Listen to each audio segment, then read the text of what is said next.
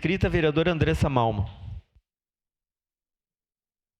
Obviamente, colegas, eu voto favorável ao nosso projeto. Projeto esse técnico, reto, justo, de uma forma onde o infrator que comete esse crime tem que pagar suas penalidades de forma criminal e também administrativa.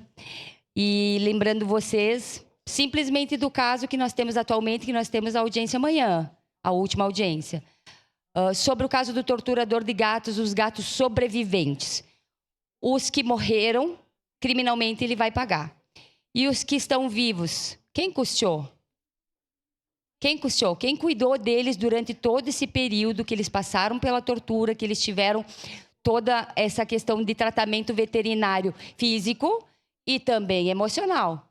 Lembremos que não existe somente a parte clínica, mas também a reikiana, a emocional, onde esses animais tiveram que ter uma cura espiritual, né?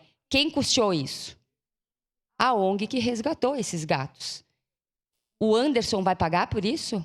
Talvez lá adiante, né, vereador Libardi? Talvez depois desse processo criminal.